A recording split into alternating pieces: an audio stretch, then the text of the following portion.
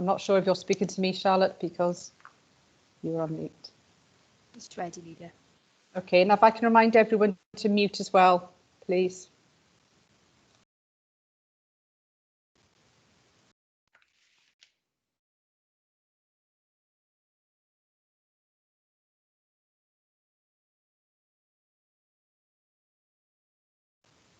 Good afternoon and welcome to the Cabinet of Wednesday, 9th of December.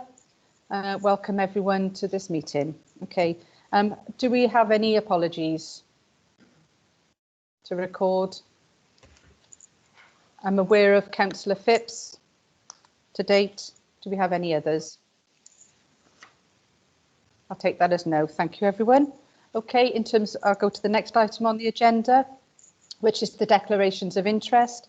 Councillors and officers are reminded of their personal responsibility to declare any personal and/or prejudicial interest in respect of any item of business on the agenda in accordance with the Local Government Act 2000, the Council's Constitution and the Code of Conduct for both officers and councillors. Does anyone have anything to declare? Chair, just for the record, please, and for the minutes, on item 7, I know the chairman of Penalty Rugby Club.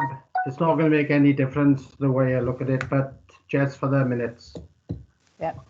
Okay, thank you. Rob, do you have a comment on that for Councillor Gordon, please? Yeah, I don't really understand, Colin, why that would then need to be minuted, because the code is straightforward on this, really. The code talks about members and close personal associates of members. So you need to declare an interest if a close personal associate of yours, they have an interest in the matter. Now, from what you've described, although you know of the chairman of Penalty Rugby Club, he or she isn't who you would describe as a close personal associate. And so therefore, please correct me wrong if that isn't the case, and if the person is a close personal associate, I will advise you on that. But if the person isn't the close personal associate, then I don't see any reason why it needs to be minuted that you know the chairman of Penalty Rugby Club. As I say, it's whether or not that person is a close personal associate of yours that's more important. And furthermore, then if that person is, then you need to declare an interest, and I can give you some advice on that. Okay, I'll take your advice, Rob, and withdraw what I just said. Okay, thank you. Thank you. Okay, thank you for that, Honourable Officer. Mark S. Yeah, thanks, Leader. Yeah, I'd like to declare an item in the 21st Century Schools item because I am a member of the committee at Penalty Rugby Club, so we'll be leaving the meeting when that item comes forward for discussion. Okay, thank you for that. Thank you. Thank you. Thanks. Okay, thank you, everyone. Okay, we'll move to item agenda number 3 now then. Sorry, Rob, did you want to come in? Okay, fine. Okay, we'll move to the to item agenda number 3, which is to approve and sign the following minutes of Cabinet held on the 25th of November.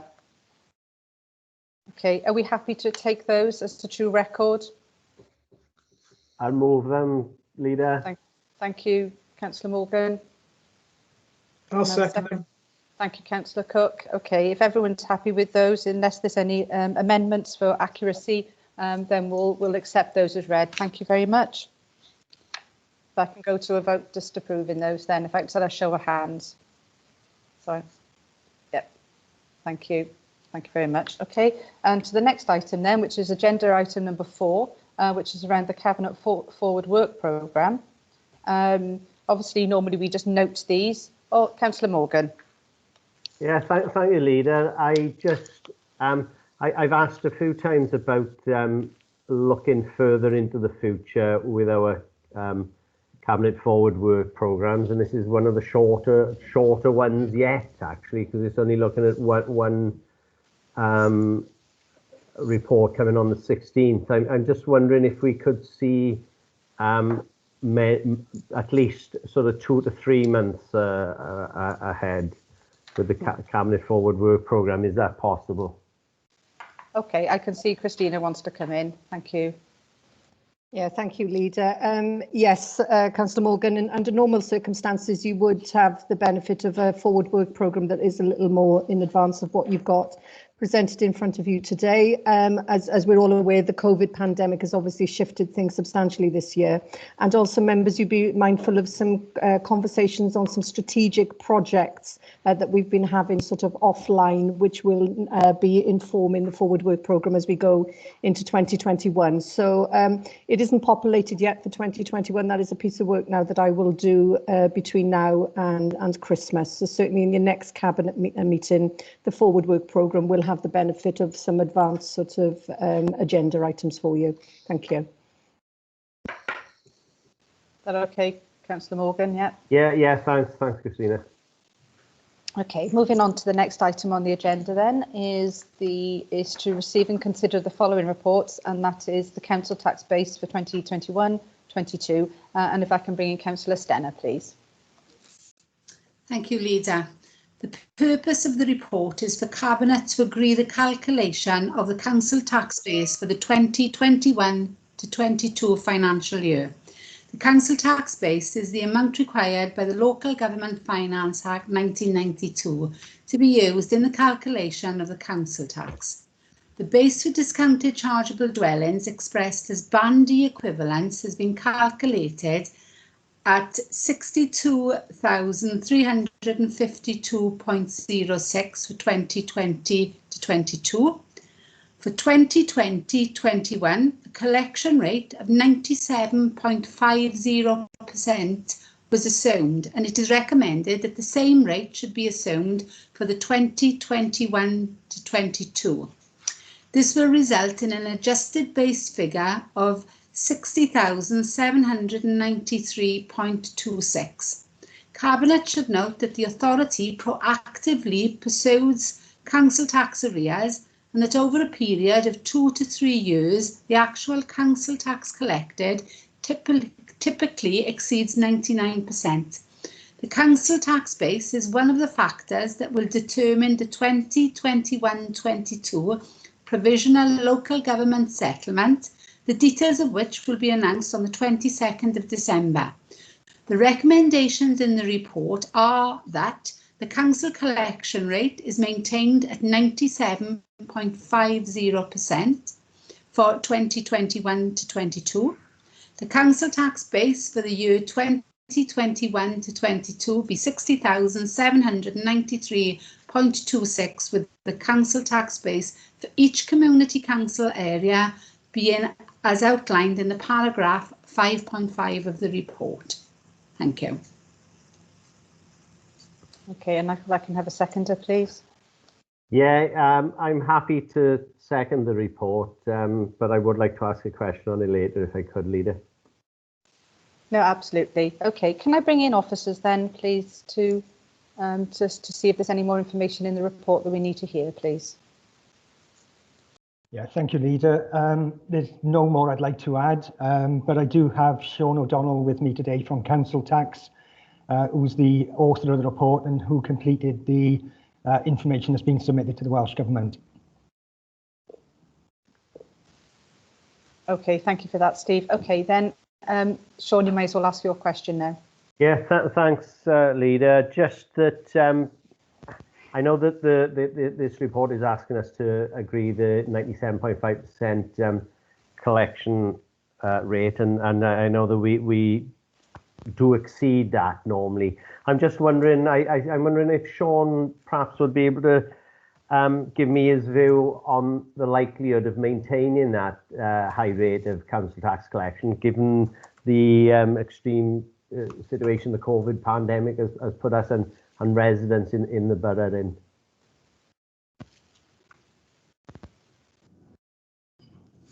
Good afternoon, Councillor. You're quite correct. The impacts of COVID this tax year has seen us typically be around 2% below previous year collection rates, which sort of equates to around about currently about £1.4 million down on collection. But as Steve Harris has pointed out, the in-year collection rate is typically only around 97% any given year, but we exceed that then because we pursue actively all debts going forward. So over a period of approximately 3 years, the rate does exceed 99%. But yes, you're quite correct. It has had an impact on this year's collection rate.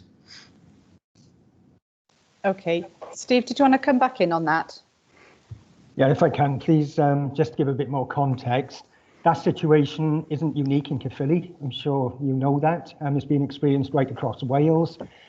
We are submitting information regularly via the WLGA to Welsh Government, who are monitoring the position around council tax collection rates. There's no indication of any funding coming through to assist us in the current year at this moment in time, albeit that could potentially change by the end of the financial year. But even though the collection rate is down this year, as Sean said, we will still proactively pursue all arrears moving forward, and would hope that over the typical 3-year period, we will still achieve a figure of around 99%. Thank you, Steve, for that. Sean, did you want to come back in? Yeah, thanks, Steve. I was just wondering if you could also update us. I know there are areas within the council who help and give advice when people do fall into difficult times when it comes to such things as council tax, or it could even be rent arrears, when it comes to the housing revenue account. I wonder if you could outline to us how, or tell us how they work in this area at the moment. Yeah, I mean, my own staff will obviously support people with repayment plans, etc.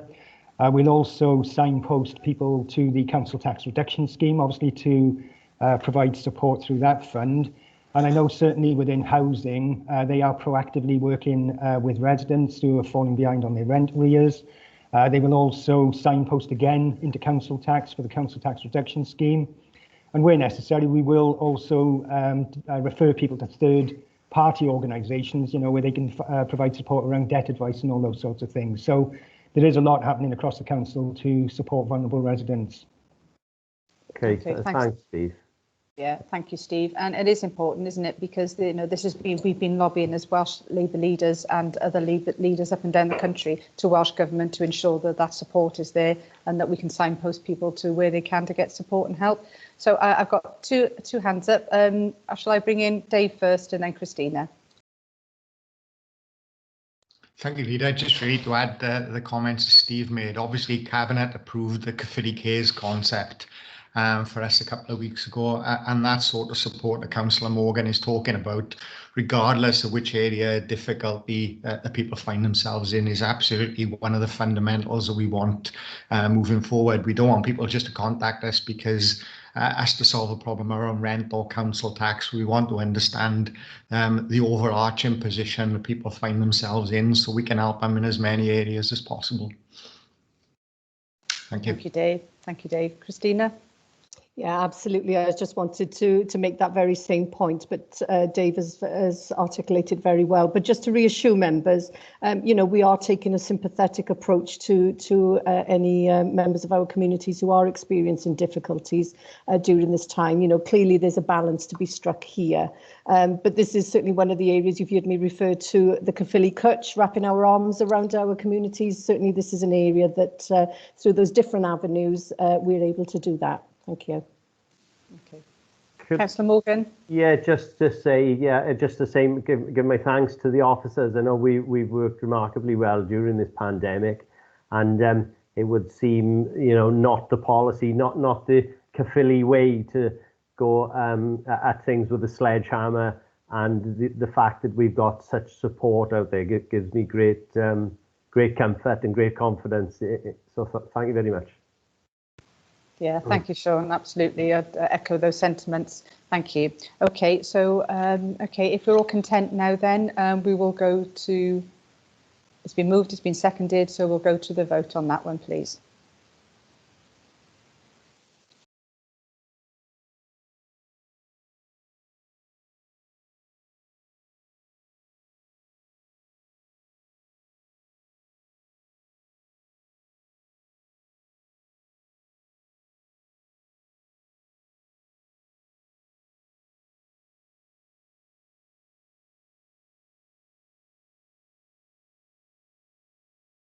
Okay, the system appears to be slow at the moment. And I'm not sure if Councillor Ridgewell's having connection issues, and I'm not sure if he's fallen out of the call. Oh, we're okay. Okay, that's unanimous anyway. Okay, can I say thank you, everyone? Okay, moving on to the next item on the agenda. And that is the commercial and investment strategy. So if I can bring in Councillor Morgan, please. Yes, thank you, Leader. I'm very happy to be presenting this report this morning. The commercial and investment strategy, which was supported by Policy and Resources Scrutiny on the 10th of November, they were happy with the strategy and the recommendations. The strategy delivers against the high-level strategic action plan from the Team Caerphilly transformation strategy. It's been created in collaboration with officers, members, and through extensive research from other local authorities, remembering that many English authorities are way ahead of us when it comes to the commercialisation agenda, and we can learn from their successes and their many mistakes. It's written entirely around the social heart, commercial mind ethos and profit for purpose as set out in the transformation strategy. This strategy sets the tone and the direction and focuses on the governance and monitoring framework needed to enable commercial decisions to be made. It also gives direction to the novel and refreshing idea of the License to Innovate scheme, which I look forward to that coming into action. The strategy includes an action plan which has been updated considering the events of this year, as well as the Brexit uncertainties, of course, to ensure that the actions are deliverable within a reasonable time frame and does not overstretch the resources we have available. The action plan includes the initial list of priorities for the strategy, but also notes that this will change as it needs to be flexible over time. And we aim to review this strategy periodically, the first review being 12 months from us if we agree this report now today. So as I say, the Policy and Resources were happy with it and approved the recommendations to approve a £50,000 allocation of seed money from the Education and Corporate Services reserves to progress ideas and the concept, to agree that a core budget allocation for this initiative will need to be considered as part of the 2021-22 budget setting process, and to agree that the seed money will be allocated by the Regeneration Board following the assessment panel process, which there's a flow process set out there in Appendix 3. So I'd like to move the report and the recommendations contained within. Thank you, Leader. Thank you, Councillor Morgan. Councillor Stenner. Thank you, Leader. I'm more than happy to second this report. I attended the Policy and Resource Scrutiny meeting where this was debated at length, and the Scrutiny Committee members were happy with the commercial and investment strategy. Okay, thank you for that. Okay, it's been moved and seconded. Is there an officer would like to maybe add anything further to the... We've got the Victoria Camp with us, Leader. Yeah, I was just going to bring her in. I was just going to, yeah, that's what I was doing. Okay, Victoria, would you like to come in? And I think Sue's here as well, isn't she? Hi, thank you, Leader. Victoria Camp, Transformation Manager, focusing on commercial investment. I don't really have anything to add. I know you've got a jam-packed agenda today. We had a really good discussion about it a short while ago, so nothing to add. Thank you. Okay. Sue, would you like to add anything further? No, thank you, Leader. I think it's all been very well covered. Okay, thank you both. Okay, Christina, would you like to come in? Yes, thank you, Leader. First of all, I just would like to just thank Victoria and Sue for the phenomenal amount of work that has gone into this to bring this forward as a report for you to consider today.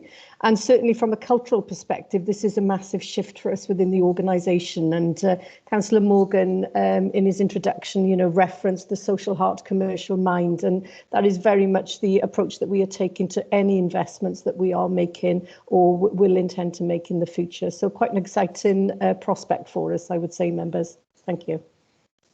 Absolutely. Thank you for that. Sean, your hand is up. Did you want to come back in? Yes, thanks, Leader. Yeah, sorry, it was very remiss of me not to thank Victoria for the report and all the hard work that's gone into it. Remembering that Victoria was brought into the council to be solely acting on this, and then as had everything moved as she's switched her working practices to help us out with the COVID pandemic. So it's perhaps just a little bit later than it should be, but I understand the difficulties that's gone through to get here. So thanks anyway. Yeah, thank you, Councillor Morgan. It's absolutely important, isn't it, to stress that. So thank you again. And I think, many of us around the table will say thank you very much for this piece of work. And I suppose for me, this just helps support, doesn't it, our aspirations in terms of our Team Caerphilly approach and that whole transformation journey that we're on currently. For me, this absolutely pinpoints our ethos around this in terms of that commercial head, social heart, and, absolutely brings together those strands of thinking that we've got around that and our profit for purpose vision that we've had. So is there anyone that'd like to come in and make any comments or any questions, please? I suppose I've got one there for Victoria, because just to explain, this is a sort of high level report, and then as individual projects come through, could you explain the process through the regeneration board, the process that projects will be going through, Victoria? Yes, of course. So we didn't want to create a sort of a new reporting structure and another committee and another board. So essentially, based on the chief exec sort of suggestion, we're kind of mirroring what happens in the regeneration board, and essentially we're creating a new panel which will be headed up by Sue as the interim head of transformation, with the transformation team and any other heads of services or officers that we need to bring in. And essentially any ideas that come forward will be assessed by that panel in the same way the regeneration assessment panel works, but we will assess the ideas against commercial, social value principles, innovation ideas, also well-being, the 7 ways of working, all those kind of things, but not against regeneration and planning criteria, because that's obviously just for the regeneration ideas. Anything that kind of goes forward, if it meets a certain sort of level and kind of passes the mark, as it were, will be then referred to the regeneration board, which is a cross-party board with heads of service and directors, and they will make they will make a recommendation as to whether or not they support the project, and then that project and that recommendation then will come back to Cabinet for them to make the decision whether or not to draw down the funds. And we've already got a couple of people interested and some ideas lined up, and we've been working in the background on making sure we've got that assessment criteria right for the first few ideas. I expect it might change a little bit as we travel through, but we will make sure that that's all done in line with the Regen Board terms of reference, and all properly and robustly. But I'm excited. We've already got some ideas and some people that want to come forward. Yeah, that's excellent. Thank you ever so much, Victoria. And that's very optimistic and fantastic news. So thanks for that. I can see that Ed is indicated to come in. Would you like to come in? Yeah, thank you, Leader. If I may, I'm going to reiterate the points that have already been made about the progress that Victoria and the team have managed in regard to this particular strategy. It has been through a very, very difficult set of circumstances.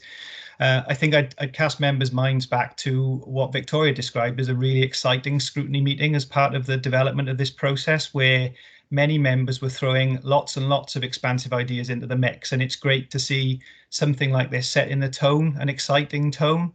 And I think on that, the last point I'd like to make is around this license to innovate.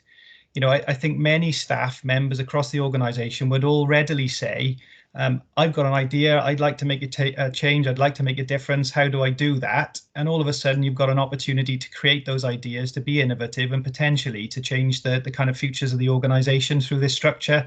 So it's a fantastic piece of work developed through a very difficult set of timeframes, lots of great engagement. And I know when we shared this with some of our heads of service in the engagement sessions early in the new year, the number of ideas coming forward were just immense. So I think as this kicks in and starts to develop, we'll see some really exciting stuff coming through the organisation, and we look forward to bringing that back to members in due course. Thanks, Leader. Yeah, thank you ever so much, Ed. And yeah, fantastic. You know, it really is a plus point, isn't it, for us? And I suppose because it's so multifaceted, it means that, you know, this could be a fantastic vehicle for us to access those challenge funds through the CCR. You know, it could be something that we can put through projects, you know, and absolutely tap into that resource that we really need to do across the region. You know, and, you know, for Caerphilly start punching above their weight in terms of getting projects off the ground and up and running. But again, for me, that license to innovate, I think is fantastic, to absolutely put that trust in staff and say, you know, come with the idea, because I'm sure, because you're at the coalface, you'll know of good ideas and innovative ways of doing things. So it's really important that we harness that. So thanks, Ed, for reiterating that. OK, I saw your hand is still up, Ed. Is that a legacy hand now? This is becoming a term of 2020 and a legacy hand. Yes, it is a legacy hand. Apologies, Leader. I'll drop it now. Better than me saying a hangover hand. Anyway, so OK, there are no further comments on that, I think. And again, I just want to put on record as well, following both Sean and Christina's points there and Ed, you know, in terms of the work that's gone into this. So it's absolutely fantastic. So I think we'll go to the vote now. Thank you, everyone.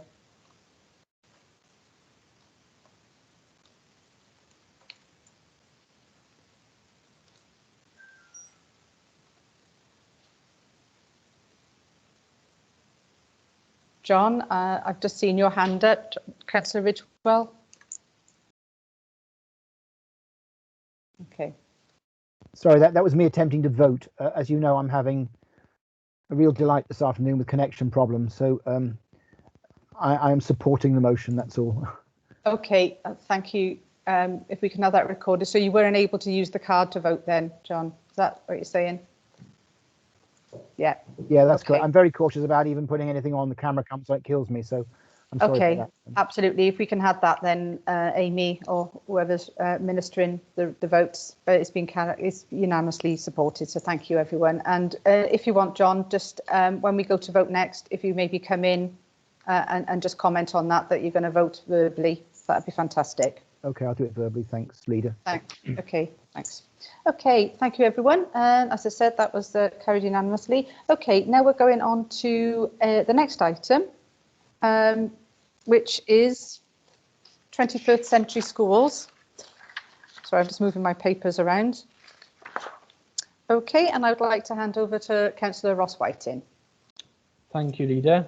Members, shortly we will discuss the consultation response on the expansion of Trinity Fields and the expansion and relocation of Ysgol Gymraeg Cwm Gwyddon. Our duty today is to determine whether we support the progression of these proposals to the statutory consultation phase as prescribed in the School Organisation Code. I'd like to thank everyone who's been involved in this process to date for their extensive hard work behind the scenes and those who've taken the time to contribute their views to the consultation as well. In a moment, I'll ask officers to talk you through what is required of the Council when developing a proposal of this nature, where we are in the process and what stages lie ahead. This is clearly very important when explaining to the public and interested parties the basis of any decision made by Cabinet. For this reason, I would like to draw out a couple of key points for you before we receive the presentation from officers. Firstly, I want to make it clear that the process we are following is set out in the Welsh Government School Organisation Code 2018. This code specifies the explicit steps that the Council must take when progressing developments of this nature. The outcome of the consultation process was shared with scrutiny in November and is before Cabinet today. Is the first of two consultation processes that are specified by the code. At this stage, the consultation exercise is only required to gain the views of a prescribed set of consultees. The prescribed consultees are listed on page 10, page 76 of the agenda pack of both consultation reports. Any adverse comments raised at this stage of the consultation should be regarded as such and should not be considered as objections at this point. The code states that the purpose of the consultation report is to summarise each of the issues raised by consultees, responding to these by means of clarification, and to set out Eston's response to the consultation in full. In the two consultation reports before us today, you will see a summary of each of the main issues raised by consultees, the Council's responses to and clarification of those main issues, and the responses from Eston in full. Should Cabinet be minded to support the progression of each of these proposals before us today, we will be recommending that both progress to the second statutory consultation phase. This is the point at which statutory objections can be made. After the statutory consultation, Cabinet will be asked to formally agree the proposals, and at this point, full business cases will be submitted to Welsh Government. Planning applications would then be submitted for consideration by the Planning Committee. I therefore move the report with the additional recommendation that, after consideration of these consultation responses today, we as Cabinet support the progression of these two projects to the statutory notice phase in line with the School Organisation Code 2018. I'm now going to ask officers to share their presentation with members, but would politely ask the leader if I could be brought back in once the presentation has concluded in order to introduce the Trinity Fields, and after we've discussed that proposal, the Ysgol Gymraeg Cwm Gwyddon consultation responses. Thank you. Yeah, Councillor Whiting, I'm happy with that. Okay, if I can just have a seconder for the report then, please.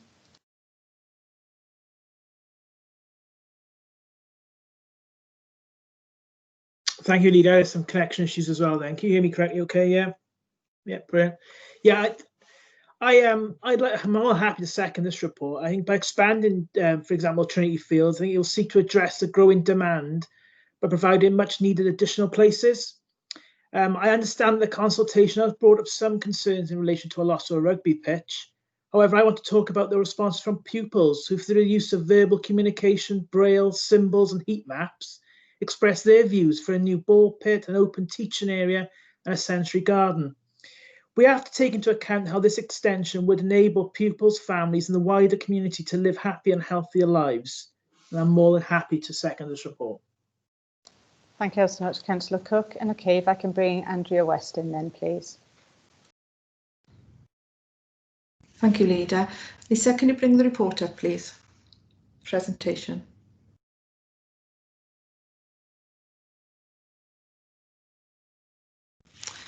Okay, as Councillor Whiting has already alluded to, we're here today to give consideration in relation to the consultation reports in respect of Trinity Fields School and Resource Centre and Ysgol Gymraeg Cwm Gwyddon. Next slide, please. Okay. We are required to actually adhere to statutory legislation when actually bringing forward proposals such as these.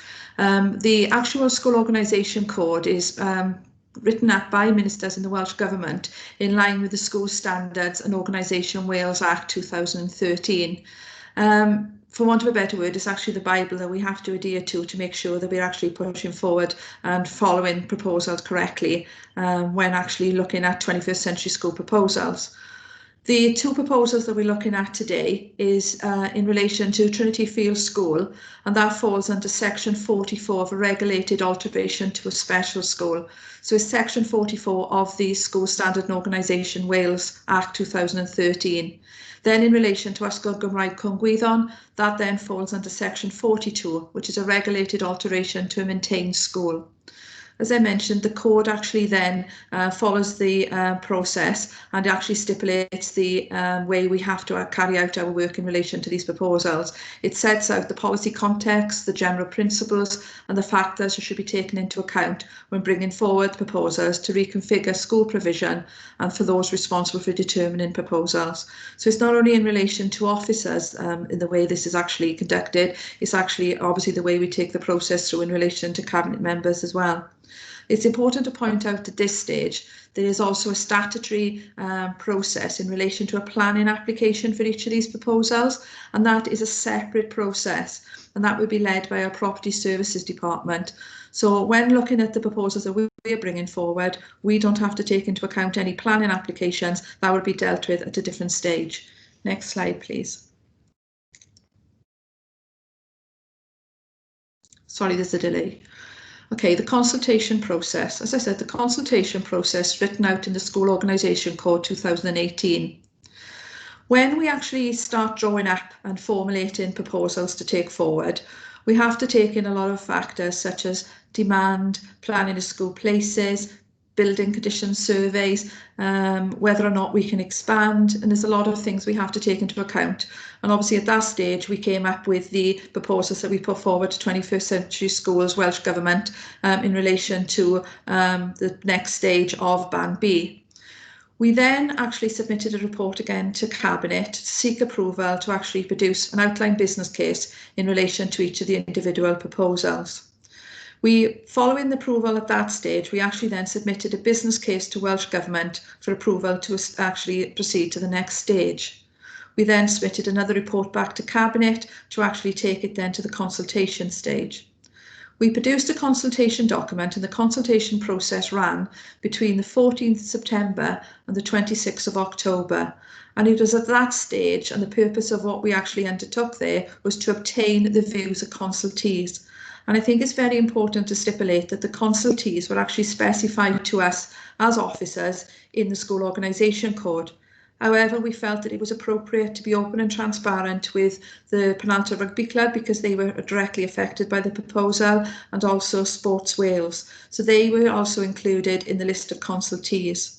As I said, the consultation period ran between the 14th of September and the 26th of October, and it was a 42-day period. Following that process, we then required, again through the School Organisation Code, to produce the consultation report, which you as members would have received a copy of. At that stage, we were required to summarise the responses that were received and to advise consultees of the publication. So all the people that we consulted with as part of the consultation document, we have advised them that the consultation report is available online should they wish to see it. And also any people who actually wrote back to us with any views who stipulated they would like to be aware of the consultation report when it's being published, we've also notified those as well. So today we're actually at point 8 of the process, and that is to submit a report to Cabinet for approval to proceed to statutory notice. If following today's presentation, approval is received in relation to the publication of a statutory notice, the statutory notice is required to run for 28 days. It has to be published on a school day, and 16 of those 28 days have to be school days also. So because of the Christmas holidays, we've decided we don't actually fit in the 28 days, including the 16 days this side of Christmas. So we'll actually propose, and if it's agreed, we'll actually publish the consultation statutory notice in January. It will run then for the 28 days, and it's at that stage that people can either support or object. We'll compile another report then, which is the objection report. And I think it's important to point out here that these are the words that are actually used in the School Organisation Code. We are not calling them objection reports. These are the words that are actually given to us by Welsh Government. But it does say that we should bring back to you the full views of everyone. So we wouldn't just be bringing back objections at that stage. We'd actually be bringing back the full range of responses received from the consultees. So again, we'll submit another report to yourselves in relation to the responses received to the statutory notice, and we'll be asking then for approval to proceed then to the next stage.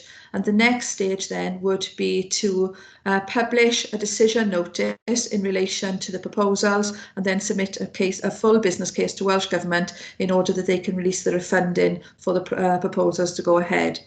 And I think again it's important to stress at this stage that pre-planning and the planning process, if it's given approval to get a statutory notice for each of the proposals, will actually run when we get to step 9. So the pre-planning and planning process will actually start once we start producing a statutory notice. Next slide, please. The consultation report, as I mentioned, we have to follow a process outlined in the School Organisation Code 2018. We have to summarise all the responses received by the consultees, and I think in the report you will actually see that we've actually taken you through step by step in relation to each of the responses, and we've tried to clarify them by means of responding from our viewpoint. And obviously We've actually published Estin's response full within the consultation report and any sort of response that we've actually made in relation to it. And I think it's important to sort of mention here as well that the responses received in relation to the consultation have been made available for all Cabinet members to see. They've been actually publicised for yourselves in the way that we've received them. So be it through a SNAP survey, an online survey, whether it was in letter format or whether it was via email. They have been anonymised, but obviously we've actually given them to you in the way that we've received them. So Cabinet have been able to actually look at them and obviously take on board the full views. So even though we've summarised them, they have been available for you as members to actually see in full. And also, I just think it's important to sort of stress at this stage, right throughout the process, we've actually taken on board the views of the children and young people affected by these proposals. And I think we've highlighted those within the report. And I think it's lovely to see the children actually interacting, you know, and as one of your members actually mentioned previously, it's lovely to see some of those children aren't able to communicate in the way you and I would. And it's nice to see through heat maps that they've been able to express, you know, I would particularly like to see a sensory garden, and, you know, this been reflected within that report. So not only have you've seen the full responses in relation to the consultees, we've also made the responses of the children and young people available for you as well. Next slide, please.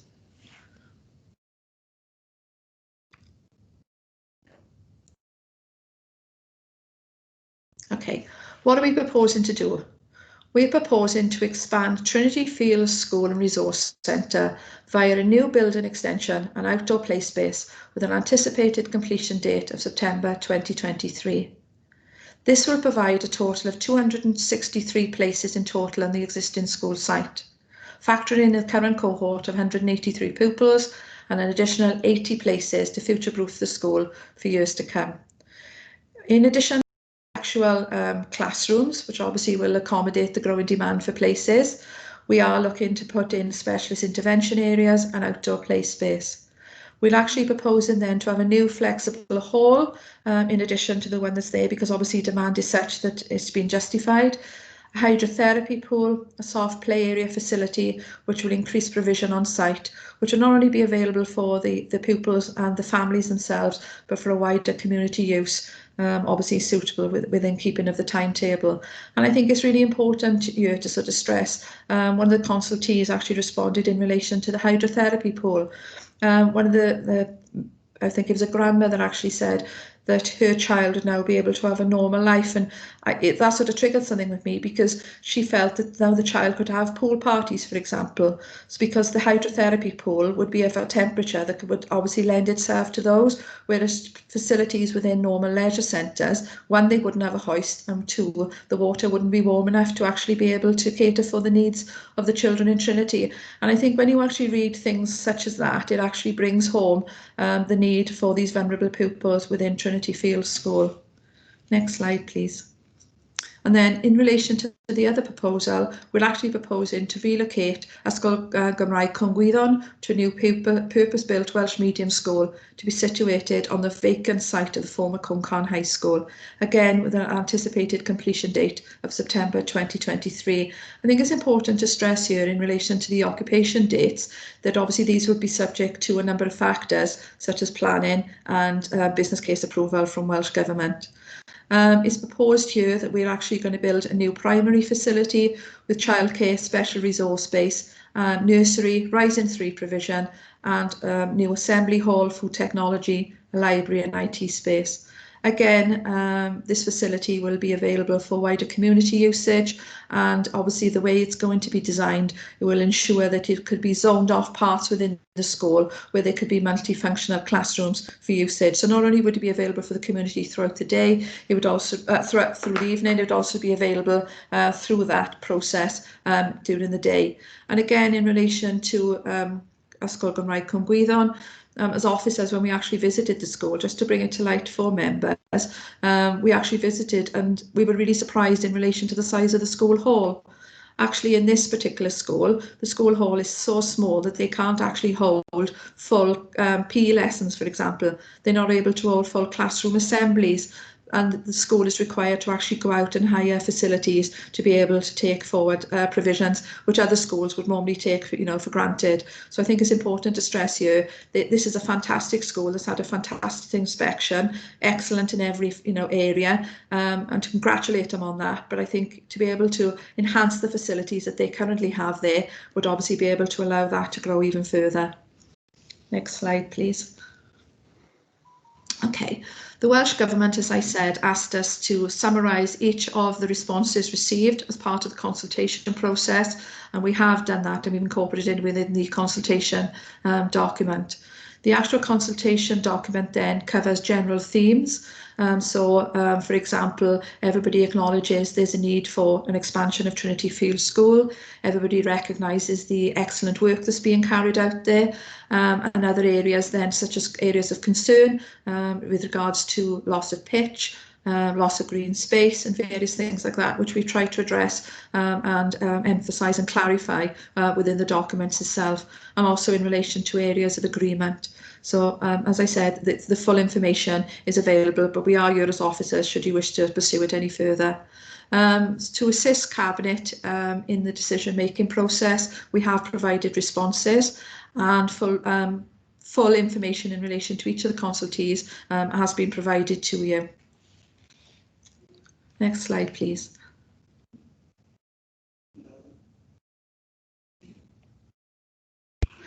What we've actually put here is an indicative timescale in relation to the phase 1 proposals, the 2 proposals that we're actually taking forward today. So it's just sort of giving you an indication of the timescales regarding each process. And obviously, as I said, these are only an indicative sort of time at the moment, because obviously things could take a little bit longer. We could have delays, but this is, the anticipated sort of timeline that we are looking for to take for the proposals forward. Next slide.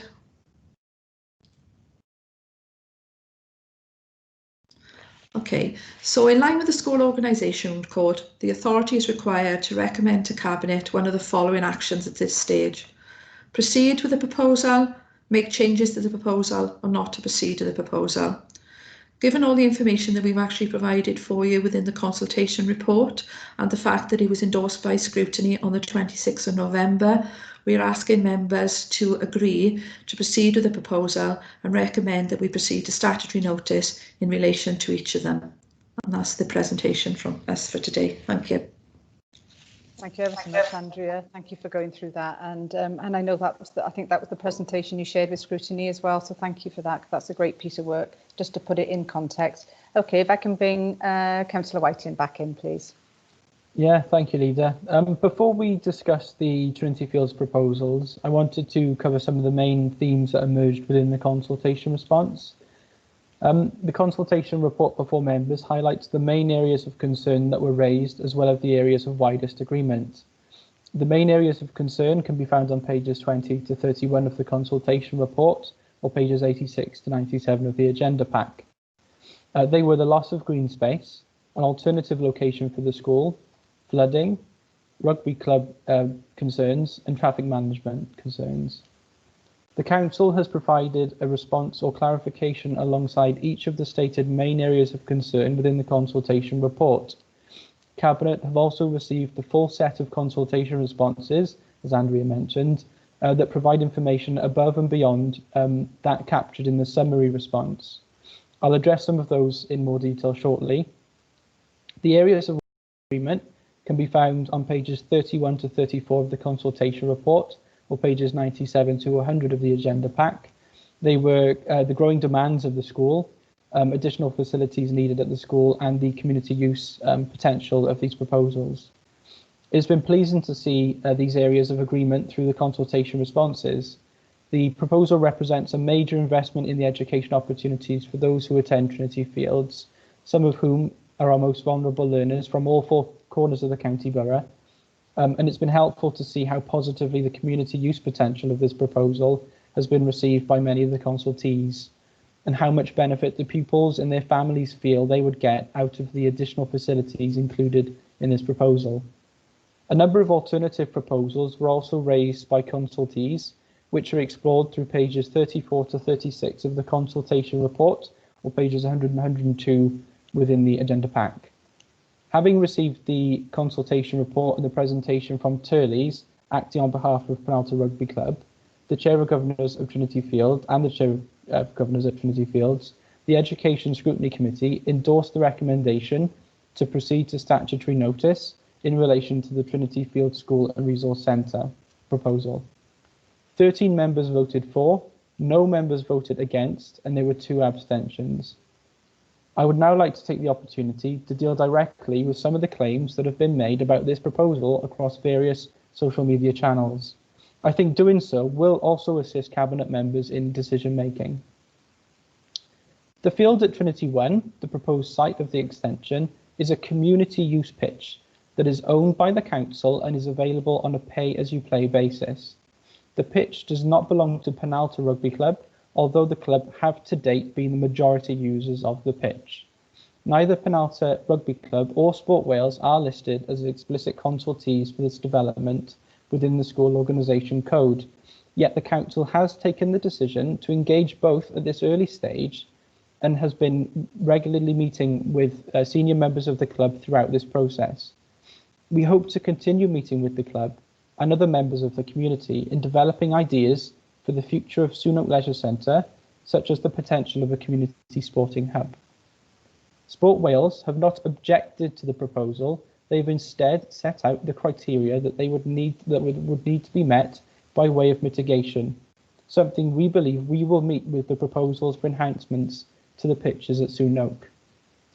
While it has been claimed that the council is ignoring the environmental impact or the flooding impact of the proposed development, the council has shown, using Natural Resources Wales maps, that this particular field is the optimum location for the extension in comparison with other fields in the vicinity. Drainage issues would be considered as part of the planning process in due course. In terms of loss of green space, it was suggested at scrutiny that this proposal would be contrary to our recently agreed green infrastructure strategy.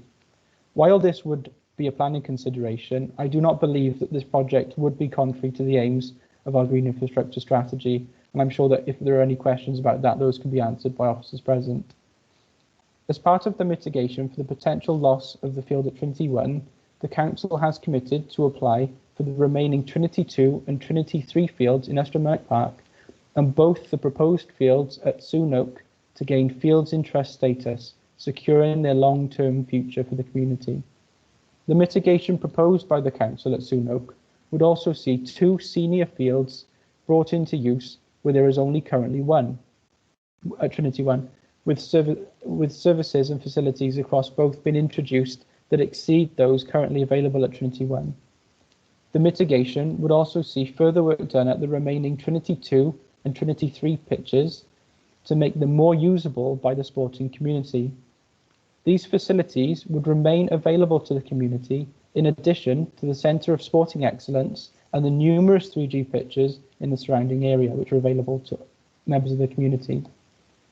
Far from trying to force anything through, far from ignoring any of the legislation by which we are bound, and far from using, and I quote, a shamelessly flawed and factually incorrect consultation document, I'm hoping members will see how far everyone involved has gone to try to find a solution that allows the expansion of a fantastic school for our most vulnerable, and we must not lose sight of this, while also providing enhanced sporting facilities for the community of Estremonac and beyond.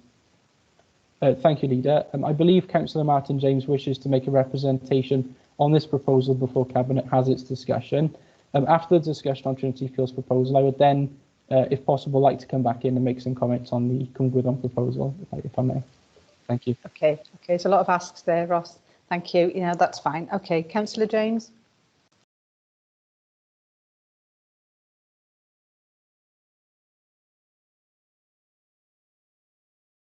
Are you on mute? Yeah, I'm trying to get off it. You're off it now. There you go, Martin. Yeah, you're fine. Off you go. But first of all, I'd like to thank you for allowing me this opportunity. If I can address something straight away, this is not about Penalty Rugby Football Club, which has been mentioned many times. This is about the green spaces in Estremonac, which you as a Cabinet endorsed just a fortnight ago. I'll go on to the consultation in a minute, but the WIMD, Welsh Index of Multiple Deprivation, has shown that Caerphilly, shown that Ystrad Mynach in Caerphilly is the worst place for green spaces, and you're proposing to take yet another green space away. We are 63rd in Wales, which I think is appalling for one of your principal towns. If you look at any other facilities that you have, you know, they've all got really good facilities. If I can come on to the fact is, nobody in the consultation is against the expansion, myself included, of Trinity Fields. I've supported, and I actually used to volunteer in a youth club on a Wednesday night with children with learning disabilities. I used to take them into the swimming pool, so I know how important it is, and I support everything that. But this, you know, this year is a community asset. You will say by your mitigation, you'll go to Trinity Fields. You'll go to Sewn Oaks. What's going to happen there? You're going to displace the people that use Sewn Oaks.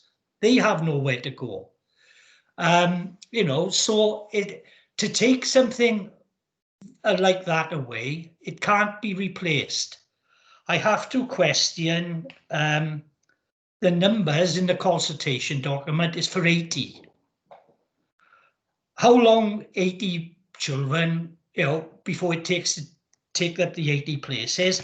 Because they have not responded to questions that were asked about 16 to 24 provision, how that's going to be catered for in the future, which is something the additional learning needs new by 2023 is going to come in.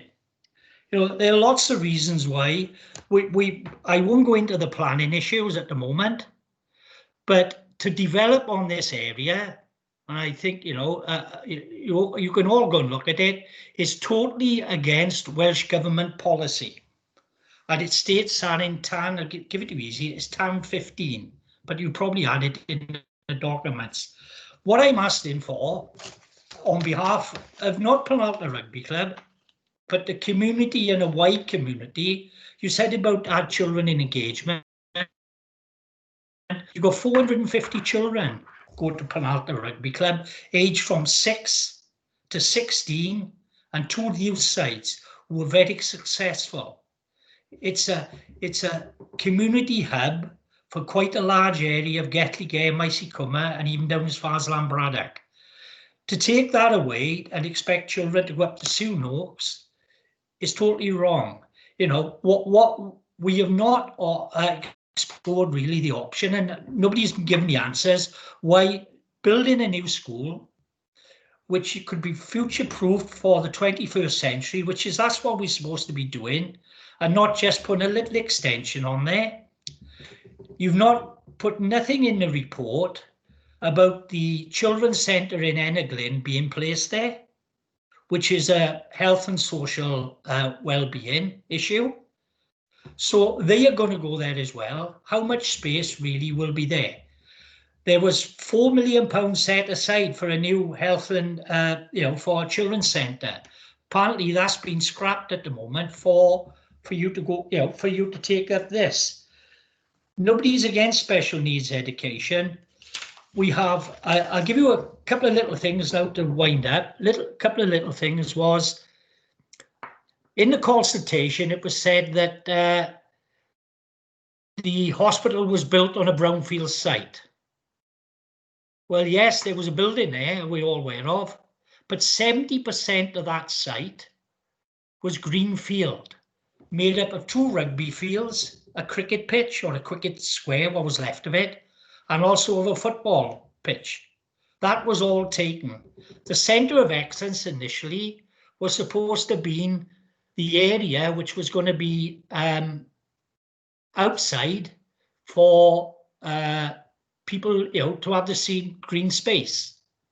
Then all of a sudden that was taken over, and it is now controlled by the Welsh Rugby Union and the Dragons, in conjunction with Caerphilly Borough, to get any young children's side being able to play there, you'd have to have a massive bank balance because it's not affordable. People can't do it. And there's a criteria where senior sides get preference over those areas first. So it's not a community use area. All I'm asking for is for the Cabinet today to defer this decision to get full answers. Or the other thing that hasn't happened, you haven't had no impact on local people. You haven't engaged with local people about the impact as regards children, their health and well-being. So that hasn't been taken into consideration in the consultation.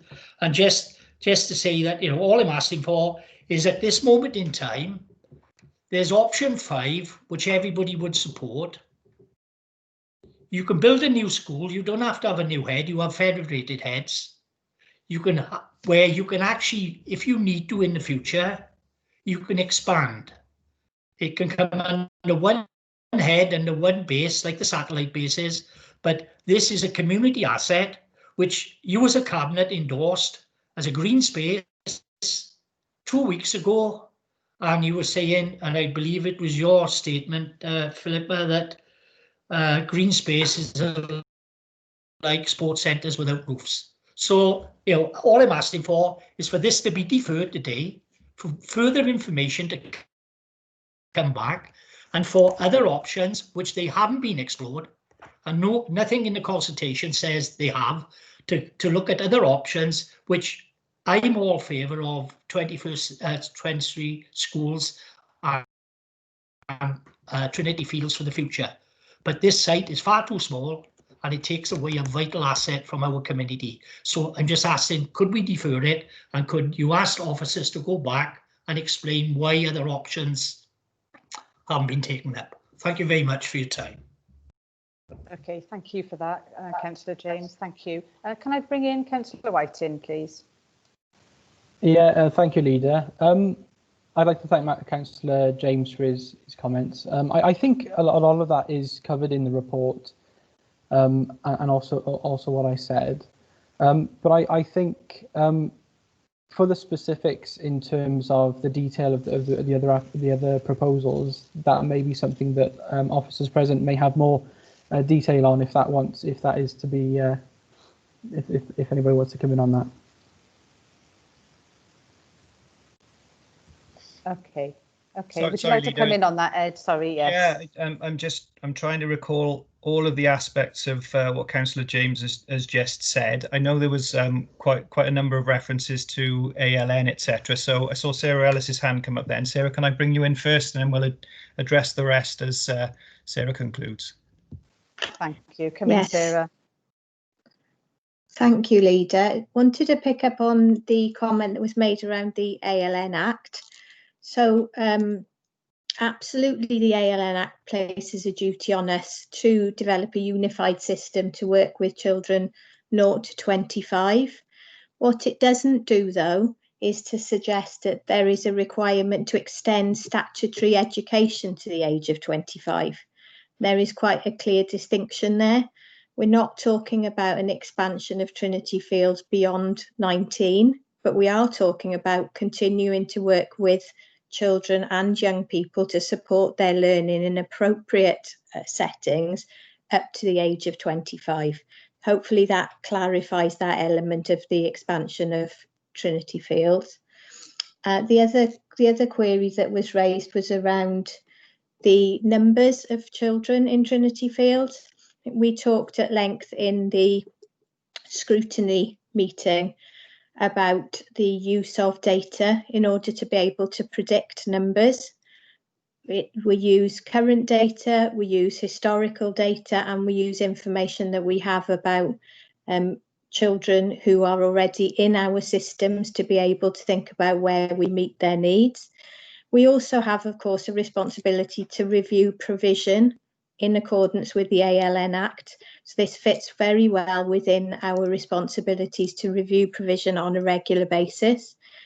We also, as we know, are focused on expanding our hub and spoke model, recognised again by Estin as being very successful, and that's part of the entire picture around the expansion.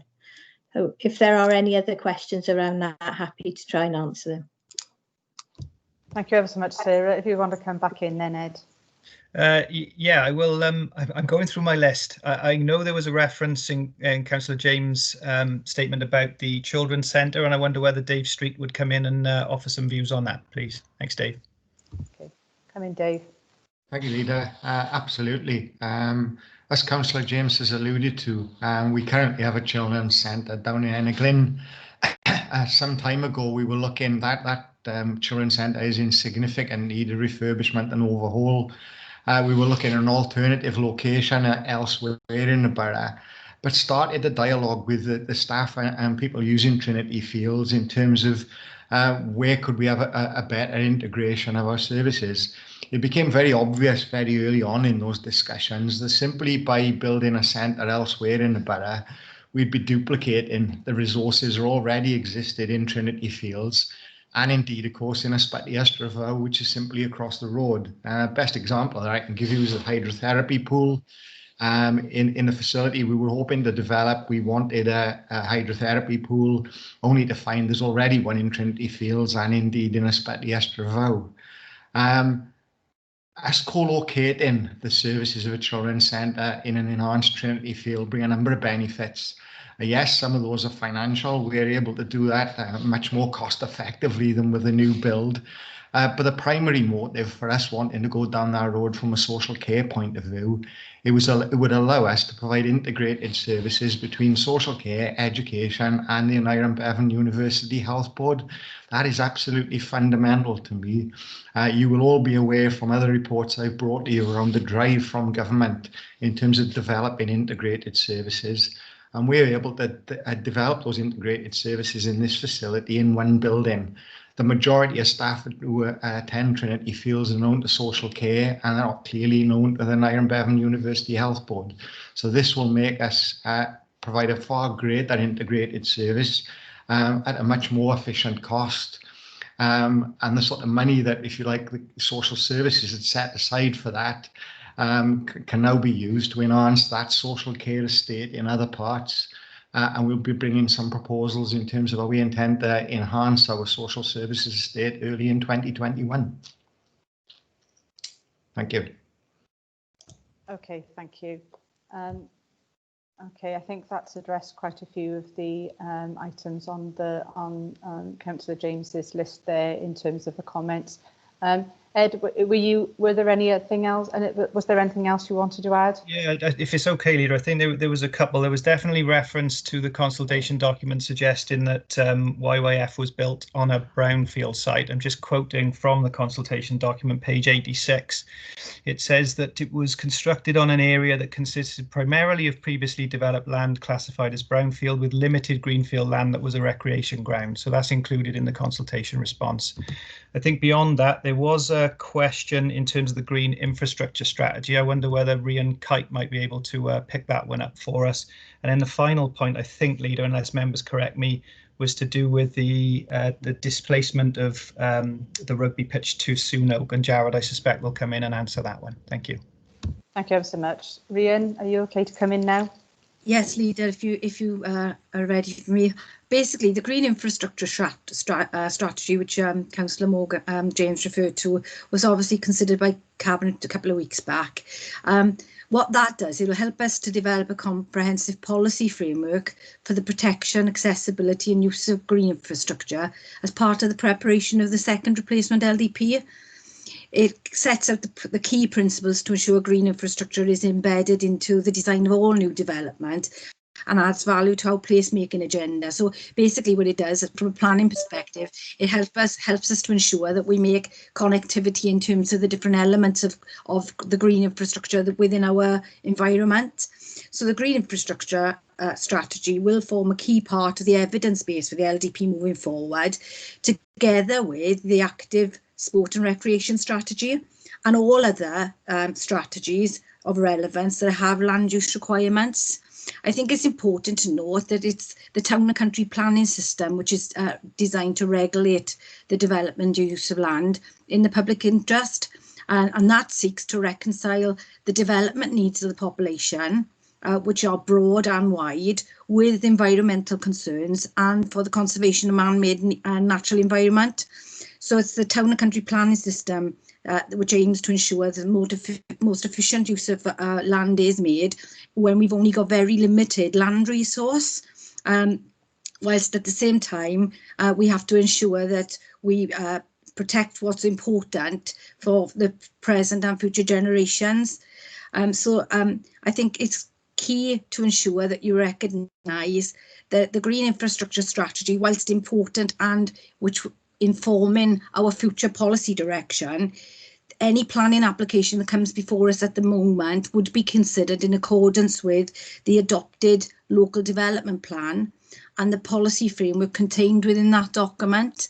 And within that document, there are a number of key policies that would be used to balance any planning application, and all of the material planning concerns that Councillor James talked about in terms of flood risk highways would all be balanced as part of a formal planning application.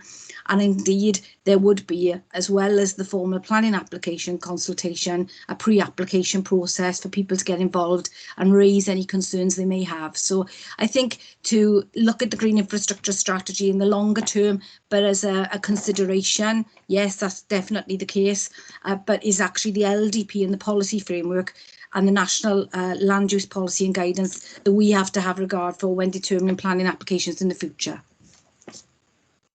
Thank you ever so much for that, Rhian. And if I can bring in Jared as well, please. Yeah, thank you, Leader. Just picking up 2 points, I think, from Councillor James. I think the first point he talked about was displacement. So I'll pick up on the displacement first, if people are OK with that. I think in terms of displacement, certainly at Soonok, we don't see anyone being displaced. One of the things that we certainly want to do at that site is ensure that we can accommodate both rugby and football in terms of what's already there. So again, the opportunity with the second pitch that we will put at Soonok will be a multi-use, rugby and football. So there certainly won't be any loss of any potential usage already. And that is one of the points I think that Andrea outlined in her proposal earlier around one of the criteria of fields interest. So that certainly hopefully will put people at rest there.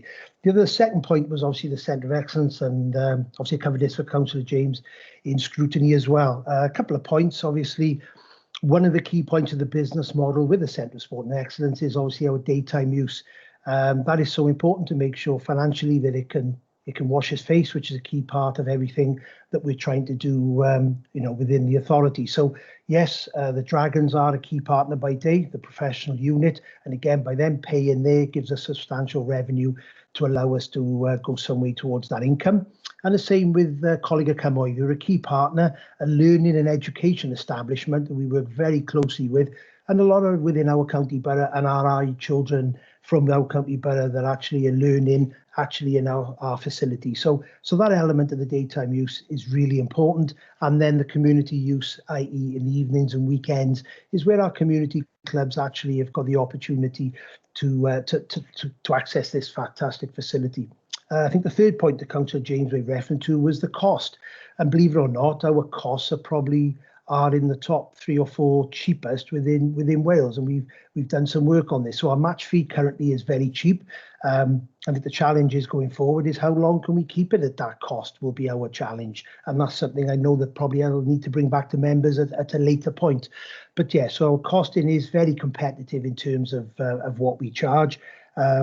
So again, I would sort of reiterate the fact that there is extensive community use at the site. And the final point, so I don't miss anything for Councillor James, he made reference obviously to our booking criteria, which again, I'll bring you back to March 2014, where Cabinet endorsed that process that we follow to ensure that there's consistency right throughout the authority. And we have applied that to the new facilities that we've just seen now at Cwmrymni and at Lewis Pengham. So hopefully that picks up those key points there that Councillor James raised. Thank you, Leader. Okay, thank you ever so much, Jared, and thank you all to those officers for running through some of the concerns of Councillor James there, and hopefully highlighting and you know what we've done, what we intend to do going forward, and also to allay any of the fears that you may have that you can take back to your community as their representative. And I hope you found that useful. Okay, thank you, Councillor James. Then, thank you for your time today. So if I can ask you to leave now. Yeah, thank you, Chair. Thank you. Thank you.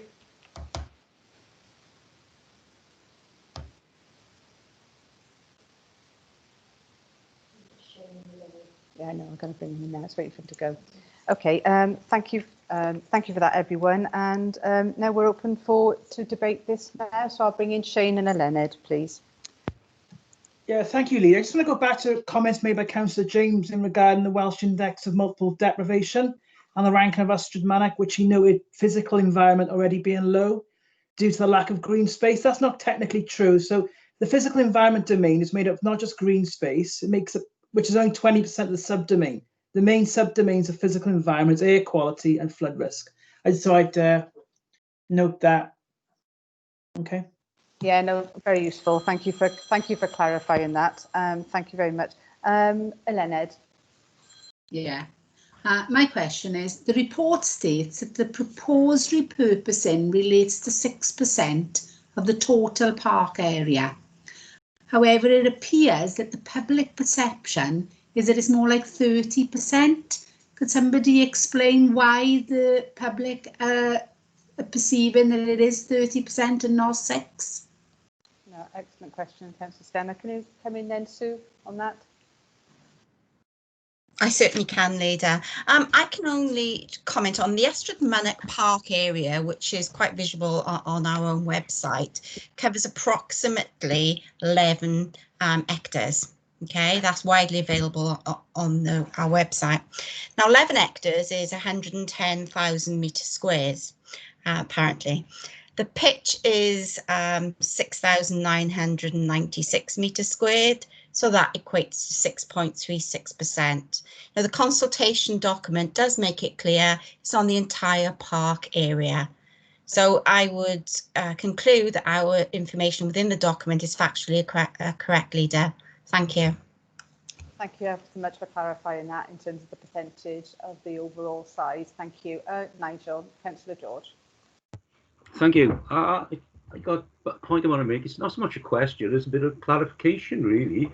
I was always under the impression that Penalta Rugby Club was using our Centre of Excellence quite a lot. Is this correct? I thought they were one of the highest users. Perhaps someone could answer that for me, please. Yeah, certainly, Councillor George. Jared, would you like to come in on that? Or yeah. Thank you, Leader. Yeah, sorry. Councillor George, yes, obviously Penalta Rugby Club do use the facility, as it's been outlined before. It is they are one of our primary users, but obviously being next door as well, they tend to play more of their first team matches. And if you wanted more information, if you went to page 95 of your documentation within your cabinet packet, it outlines the actual usage that the club have had, and it makes reference to the Centre of Excellence and how much bookings. So I'll just give you an example in there for 2016-17, it's 192 bookings, 17-18, 222, and 18-19 was 153. So that they're bookings, just to make that aware, but there is a more detailed breakdown on page 95 should you members want to delve any deeper. Thank you. Thank you. Thank you, Councillor George. Sue, your hand is still up. Is that just left over, or did you want to come back in on that? No? Okay, I'll take that as 10. Okay, I think we've got another hand up, and I think that's Councillor Morgan. If you'd like to come in.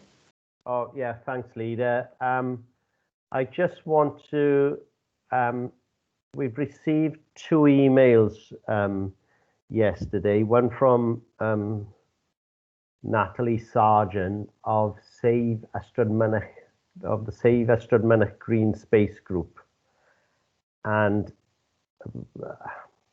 another from Scott Lowe, the treasurer of Penalta RFC.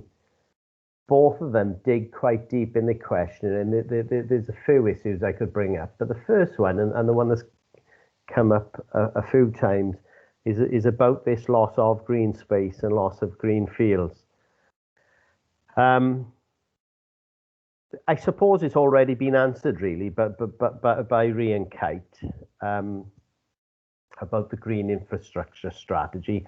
I mean, I'm very well aware that the 80% of the county borough is countryside, 88% if you include all the parks and gardens and all the different green infrastructure that exists. And I certainly am not a fan of losing any green infrastructure. I've been a lifelong member of Friends of the Earth. I'm the Wellbeing of Future Generation champion. I work with the Plastics Free Caerphilly to eliminate single-use plastics within the borough. And I, in fact, brought a notice of motion to the council some time ago where they declared a climate emergency. So my green credentials are, I am out there campaigning for it, but I certainly don't see this as being in opposition to our green infrastructure strategy. I see it as a small loss of a green playing field. But on balance, I'm balancing that against the massive benefit that the expansion of Trinity Fields will bring to the most vulnerable members of our borough, and we've got to look at this on a borough-wide basis. But I'd just like to ask Rhian again, is this running contrary? I don't believe it is, to our green infrastructure strategy. Yeah, excellent question, Councillor Morgan. Rhian, if you're able to come in. Yeah, the short answer is no, Leader. No, it isn't running contrary to the strategy at all. I think the point I was trying to make earlier is that when we look at all new developments, we have always got to balance the competing economic, environmental, social and cultural requirements of our residents and of ourselves and the well-being of our future generations. And there's always a balancing act between those four pillars. And it's inevitable that when you develop any site, there's a balance to be struck. So no, absolutely not running contrary to the green infrastructure strategy. And it's fundamentally important to remember it's the LDP, which is the statutory framework for the development and use of land. Okay, thanks, Rhian. I've got further questions coming from these emails. Could I ask those, Leader? Absolutely, go ahead. Yeah, one of the questions from the Ystrad Green Space Group is saying about Trinity Fields being identified as one of only 3 playing fields in the borough that have, and I quote, very high usage. Now, I know that the usage figures from the rugby club are quite low for this field. What ad hoc use is there of this field? How much use do we know is made of this field? Youngsters just turning up and having a kick around the game of football there. Is this one of the preferred sites for that? Jared, perhaps? Or... Yes, thank you, Councillor Morgan. Just in relation to the amount of pitches, obviously in terms of grass pitches, we've got 116 grass pitches within the county borough, not 3, if I'm reading that correctly. And also, as being made reference to, we'd be looking to put an additional pitch over at the Soon site, which would obviously, mitigate any loss or enhancement from 1 pitch to 2 pitches. So hopefully that answers the question around the 3 pitches and the 116 that we have got. Now, in terms of general use, I think in terms of the report, I think page 95 I made reference to again. It outlines in there the figures of what we have got a record of actual paid usage of that facility. And you'll see in there that the club did dispute that they felt that they had used it more than they'd actually paid for at the site. but all the figures are actually there in terms of what they actually paid for, which is all we can go for, councillor, is what has actually been paid for within our records. But the club did allude to that while that only showed a minimal amount, they did say that they had used it a lot more, but obviously we didn't have any record of that. So I hope that helps. Yeah, thanks, Jared. And just one more question, really. It's about the mitigation. One of the emails is claiming that the mitigation is unsuitable in the opinion of Sport Wales. Now, I don't really quite understand that, and I wonder if you could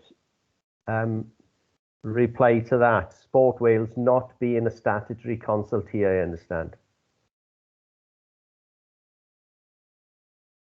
Yeah, I think Andrea picked that up earlier, Councillor Morgan, in relation to that point, where at this point they have made clear that obviously there was 3 elements that we could follow, and we feel with the mitigation that we would be able to satisfy them in terms of the mitigation of the pitch. What would be there? There would be no displacement of anybody from the current site, but at this stage, that is why that would be the case, because not until the next stage that Andrea alluded to at planning would they then make that comment. So at this stage, that would be very normal, if you like, for them to say that they wouldn't at this particular stage. But at the next stage, I think Andrea alluded to that earlier, would be when they would make that point. So hopefully that confirms that point.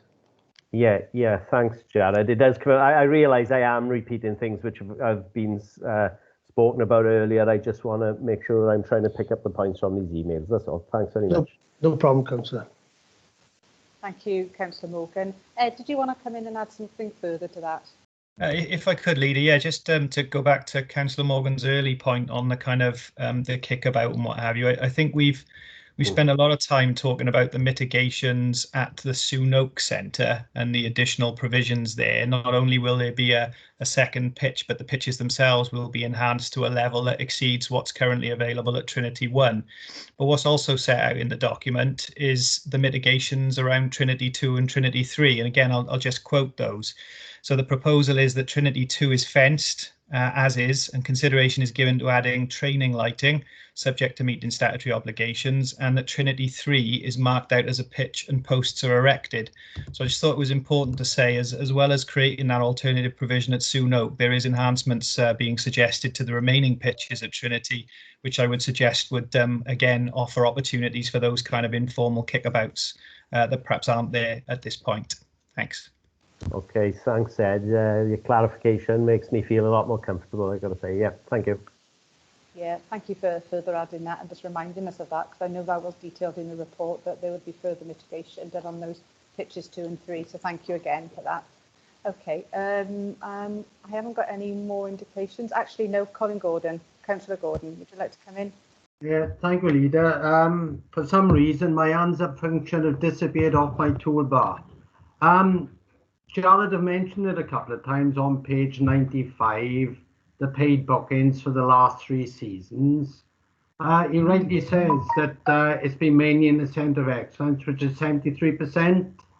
Over the last 3 seasons, they've only actually used Trinity 1 on 10% of the bookings. But amazingly, they've used Soon-Oak Centre on 9% of the time, which is only 1% less. And this is where we're looking to put an high-class, hopefully sports provision so they can use. They also go on to say, Penarth RFC believes the usage on Trinity 1 is in excess of the outlined by the council. I know Jared have mentioned it. So are we saying that they're using a council-owned facility and not paying for it?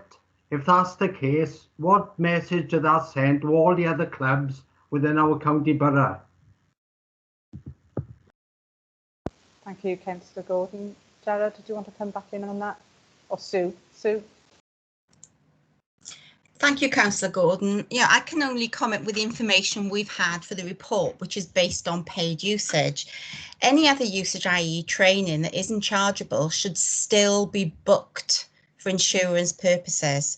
So the information we've had supplied to us is based on paid usage. So based on what you've said, yes, that's correct, based on the information we've got available. Thank you, Sue. Thank you for that. Okay. I've got no other indications to come in on the Trinity Field aspect, so maybe I can return to Councillor Whiting now to continue on the Ysgol Gymraeg Cwm Gwyddon section of this report.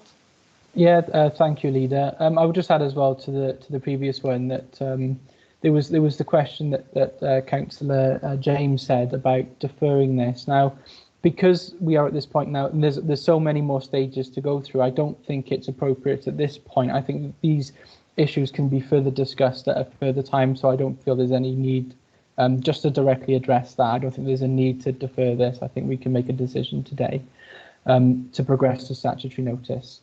So on Cwm Gwyddon, as I did with Trinity Fields, I'd like to set out some of the main themes that emerged in relation to that proposal. The main areas of concern can be found on pages 19 to 22 of that consultation report, which is pages 131 to 135 of the agenda pack, and they were as follows. The use identified for the proposed relocation site, a potential need for secondary provision, investment in other schools, and traffic management. But as with the Trinity Fields consultation report, the Council has responded and clarified each of these concerns and provided additional information to address them. More detailed information on these concerns will also be found in the full list of consultation responses which Cabinet has received. The areas of widest agreement can be found on pages 22 to 24 of the consultation report, which is pages 134 to 136 of the agenda pack. And they were the condition and suitability of the existing site occupied by Ysgol Gymraeg Cwm Gwyddon and the need to relocate, growing demand for Welsh medium education, and the need for additional facilities at that school. It really has been helpful to see the number of positive responses that have been received in relation to this proposal, which represents a significant investment in the local community and the education of those who attend the school. In particular, it has been useful to see that consultees agree that the condition and capacity of the current site is no longer suitable, and acceptance of the growing need for the expanded Welsh medium education in this area, and the in line with our Welsh education strategies. Several consultees put forward alternative proposals, which can be found on pages 24 to 27 of the consultation report, pages 134 and 139 of the agenda pack, which included suggestions to relocate the school to Teesine in Risca, build an English medium secondary school, or build a co-located Welsh and English medium primary school. The Council has offered responses to each of these proposals and given reasons why they have been discounted. While there are no speakers or representations made during the Education Scrutiny Committee, the two local ward members made a written representation to the committee in advance of their meeting. In this representation, they expressed their support for continued educational use on the former Cwm Gwyddon High School site, but reiterated their counter-proposal of a co-located Welsh and English medium primary school, their assessment of residents' views, which they say are negative, and a petition which was submitted in 2019.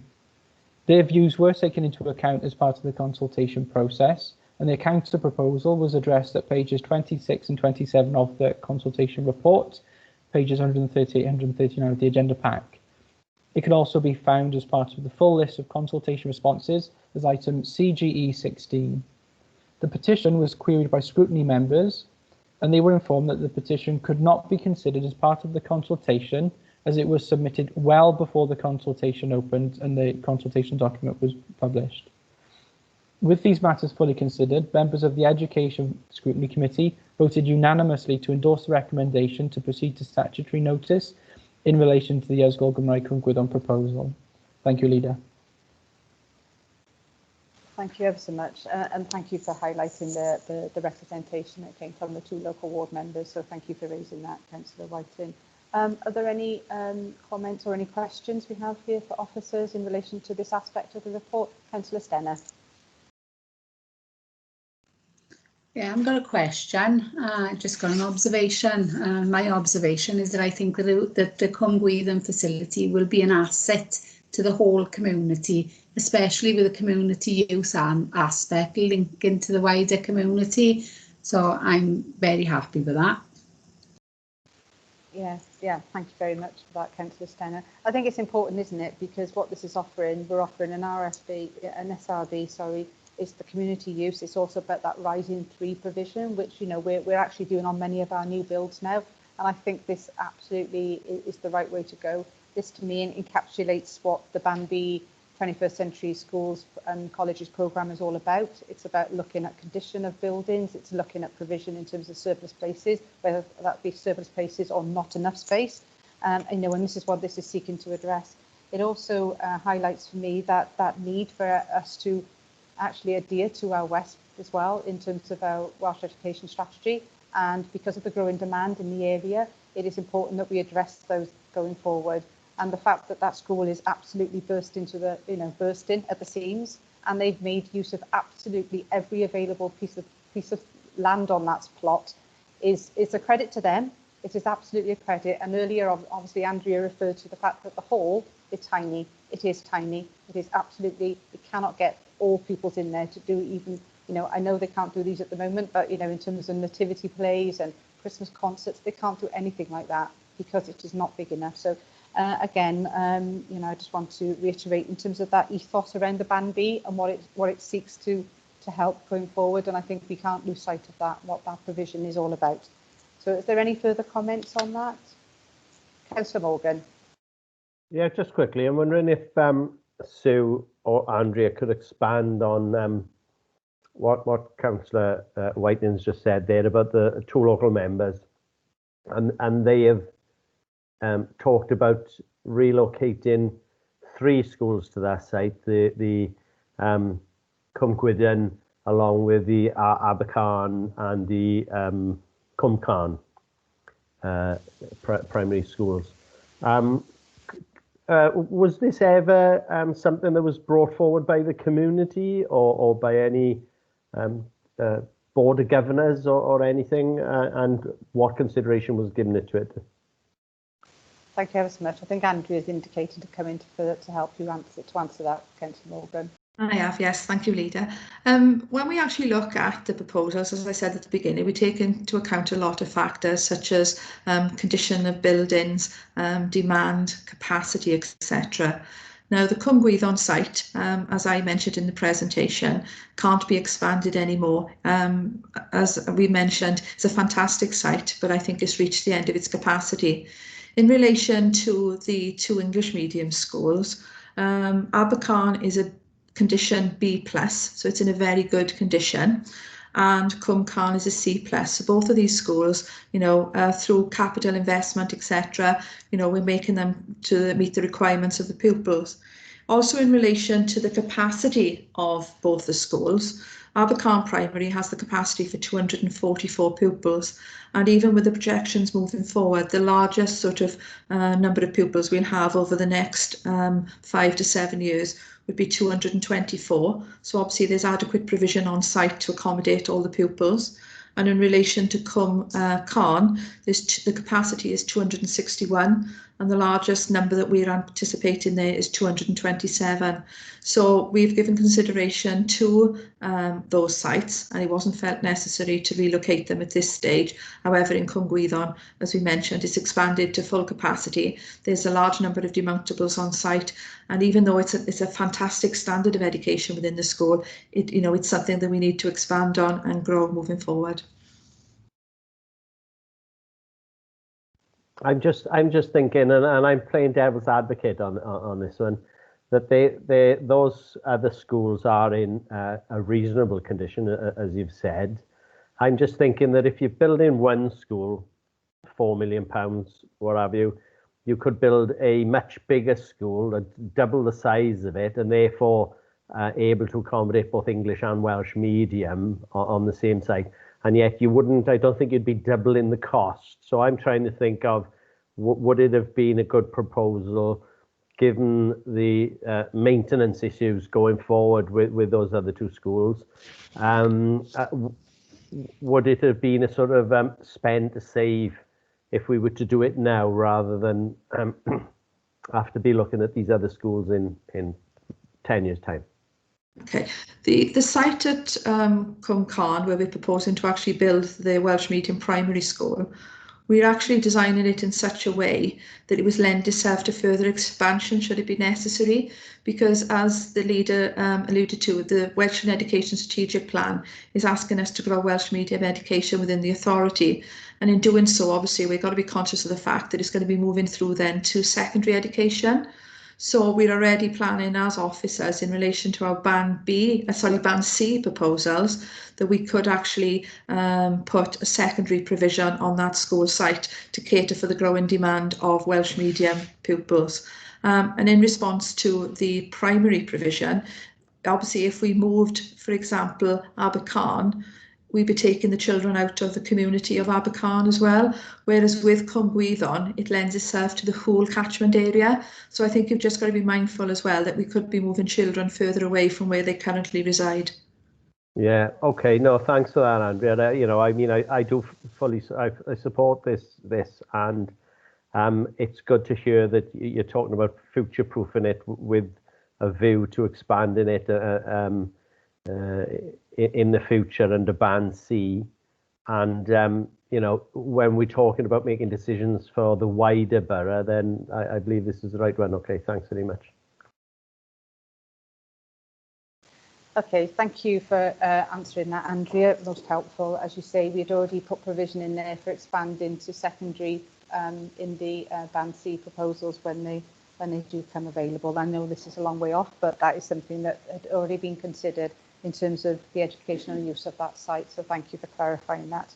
Okay, I've got no other indications to come in on that, but can I just say thank you to the 21st Century team, which is Andrea, Sue and Lisa. Can I just say thank you to you all for summarising all the consultation responses and bringing those together in a very succinct way. And I just want to say thank you for all the work you've done there on that. So, Diane. I think as there are no other indications to come in, I think we can quite safely go to the vote now. And can I just clarify then, we're accepting the recommendations with Ross's additional recommendation as laid out in when he moved the report. Thank you, everyone.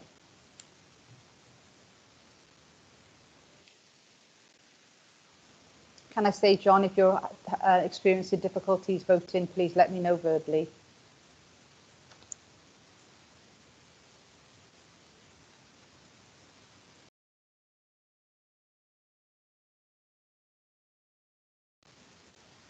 That's been carried unanimously, but I still haven't had any representation from John, so I don't know whether he's still with us.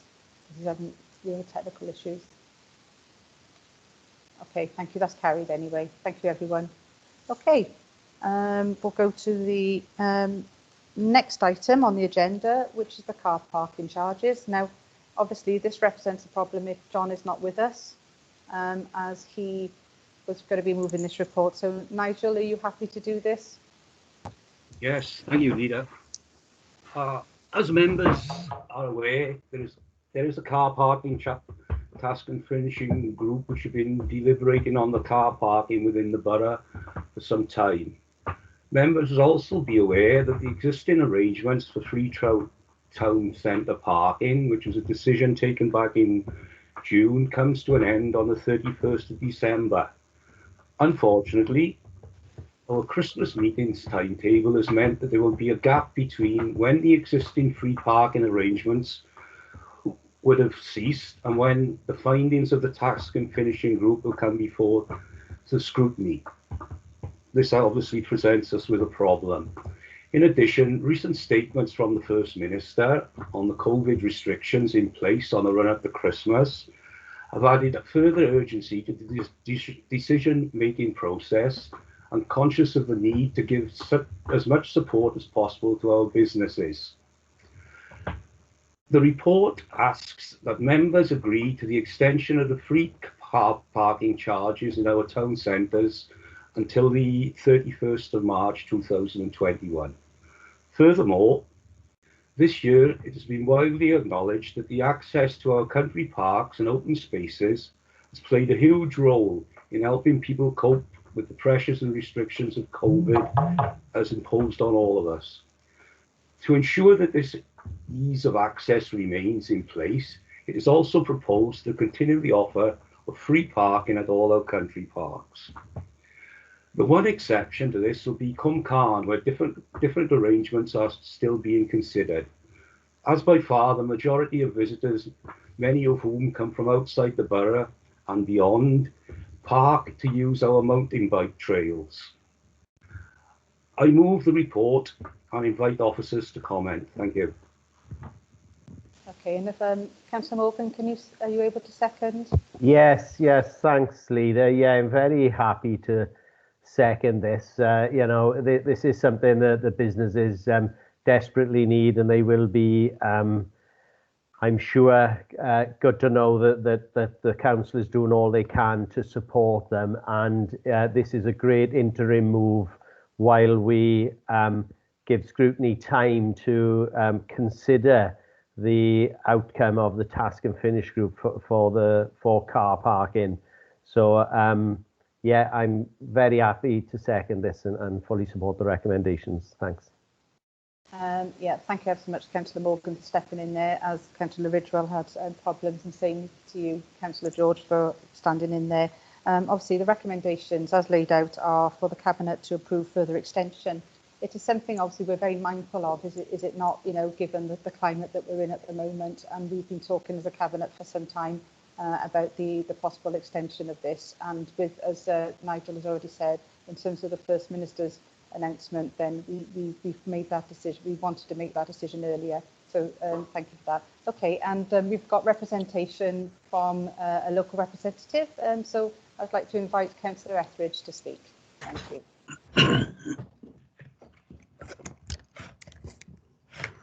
Could I first thank Philippa, the leader, for allowing me to speak, and I would like to formally thank Councillor Shane Cook and Councillor Jamie Pritchard for all they have done and doing for local businesses in the Caerphilly constituency.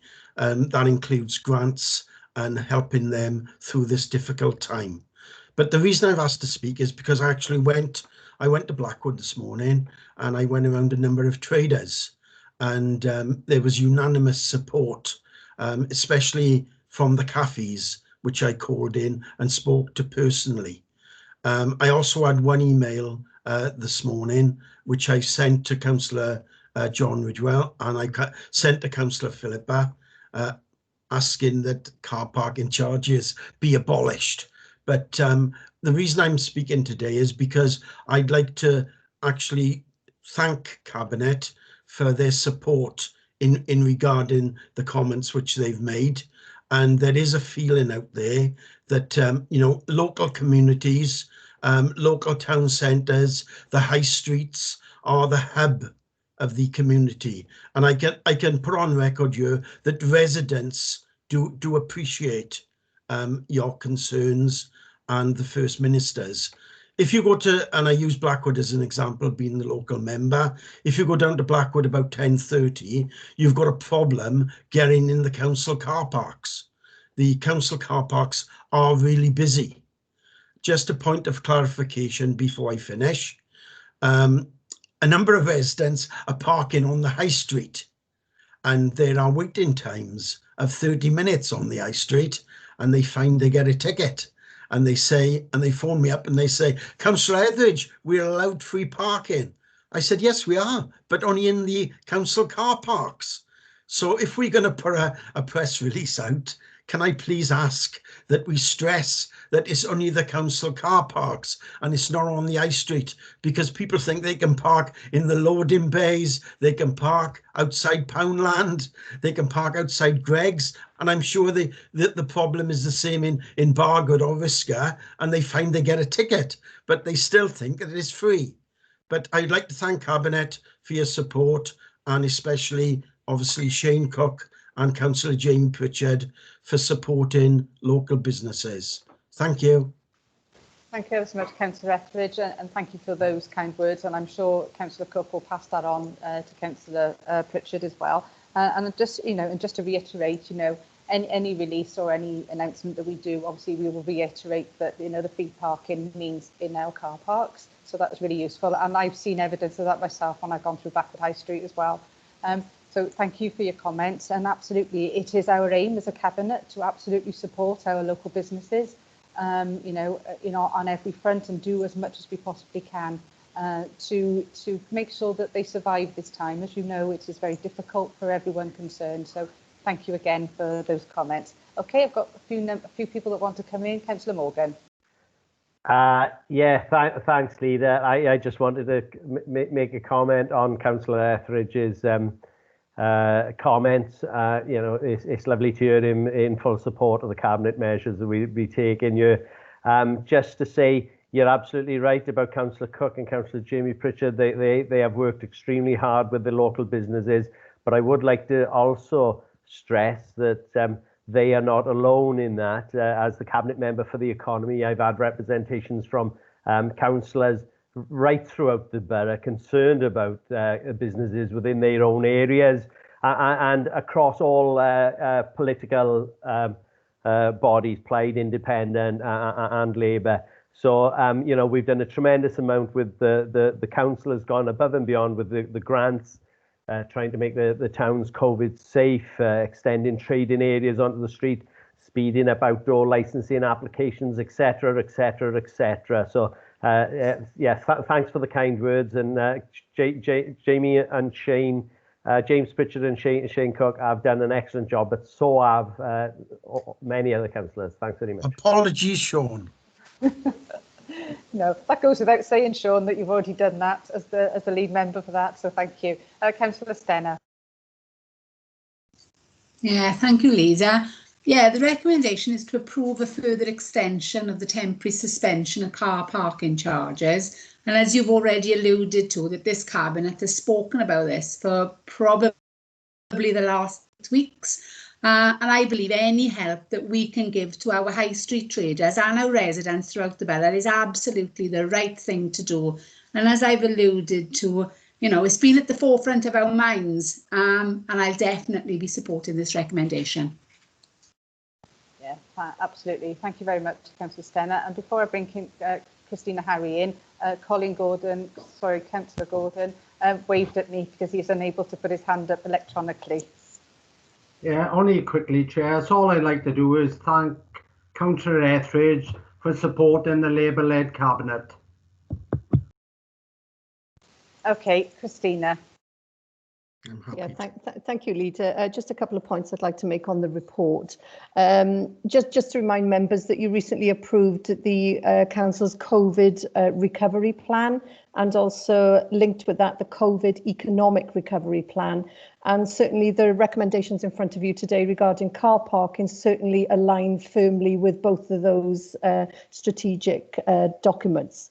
And also, you know, something that we are running currently, which I know Councillor Morgan has been heading up, is the Shop Local campaign. So certainly, in addition to everything that Councillor Morgan has already outlined that we're doing to support our town centres, you know, we are actively pushing our local high streets. And certainly, you know, I don't know about yourselves, members, but I've certainly found some hidden gems in our high streets over recent weeks. And finally, I'd just like to refer you to paragraph 14.1 of the report. This is just an urgent decision that we are seeking from you. And the reason for that urgency is because we need to implement this as soon as we can. And as a result of that, in accordance with our council's constitution, this report will be presented to the next available council in the new year, and also it won't be subject to call-in. Thank you, Leader. Absolutely. Thank you ever so much for clarifying that. And it was a remiss of me. I should have mentioned that before I introduced the report, so apologies for that. I think that has been debated greatly. So thank you, Councillor Etheridge, for attending today. So thank you for your time. If you would like to leave, we will go to the vote.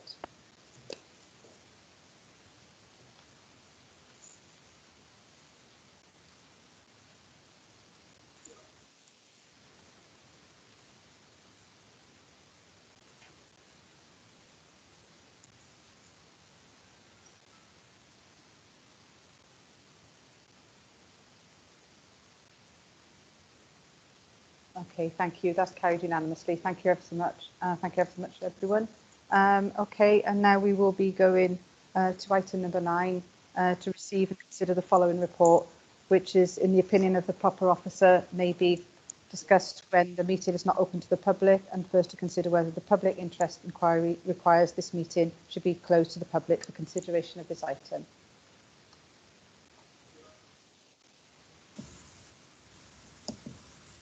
I think, is that Rob? Rob, yeah.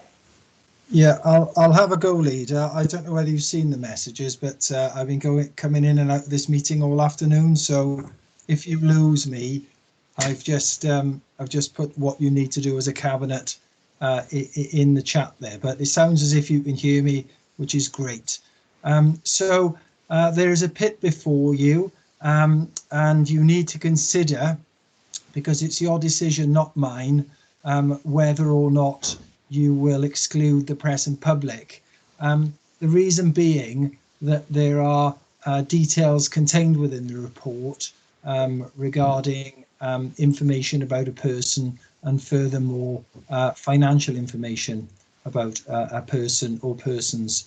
So in my view, you ought to exclude the press and public, but as I say, it is your decision as a cabinet, and you must make that decision, please. Thank you. Yeah, Councillor Morgan.